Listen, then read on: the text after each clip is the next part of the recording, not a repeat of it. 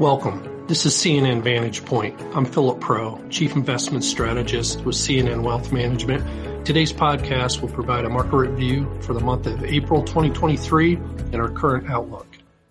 Following an eventful March, financial markets calmed in April as markets took comfort in the expectation that the Fed rate hikes will soon end and the worst of the banking sector turmoil has passed. The historic fixed income volatility that investors endured last month subsided with bond yields trading in tighter ranges. The two-year Treasury yield started the month at 4.06% and ended the month at 4.04%, while the 10-year Treasury started the month at 3.48% and ended the month at 3.44%. The 2 and 4 basis point differences is in stark contrast to the 20-plus basis point yield changes seen in both Treasuries in each of the first 3 months of this year. The market calm also extended to equities. The VIX index, a measure of equity volatility, reached its lowest level since 2021. Financial markets welcomed declining volatility, but their enthusiasm was partly offset by concerning economic reports.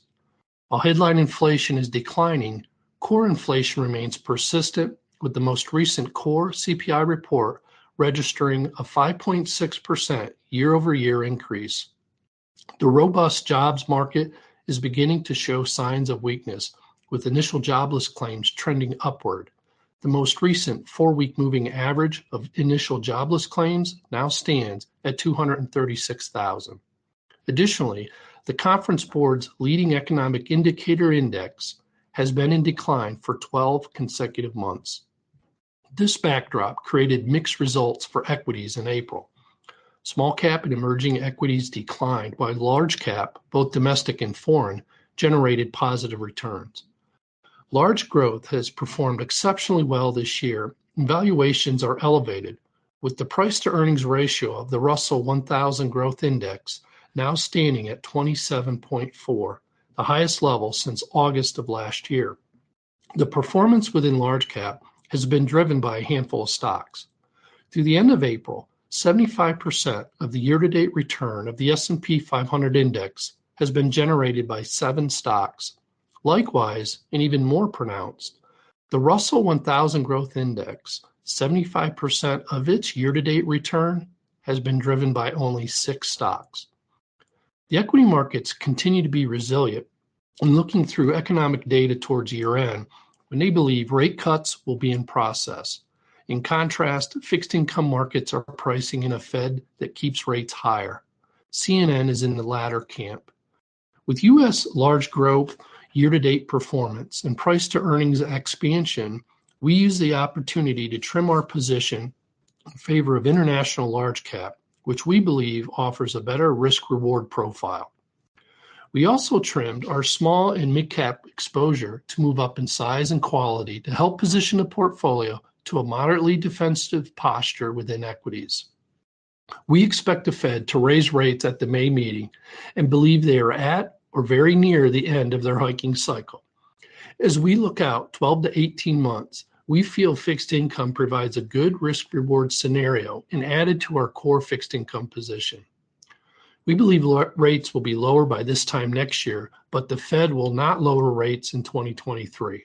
Because of this belief, our fixed income strategy employs an overweight to the short end of the curve too via our ultra-short bond position.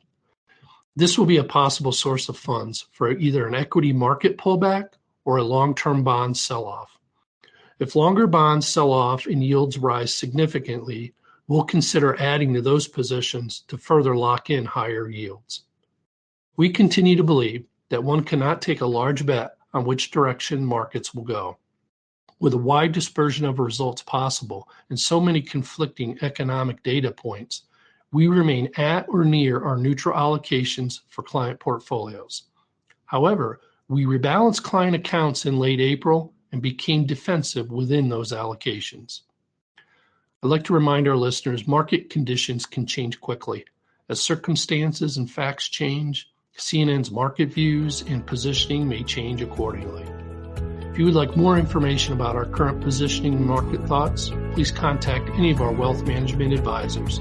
If you like this podcast, we'd be grateful if you share it with your friends. On behalf of the entire CNN Wealth Management team, I thank you for listening.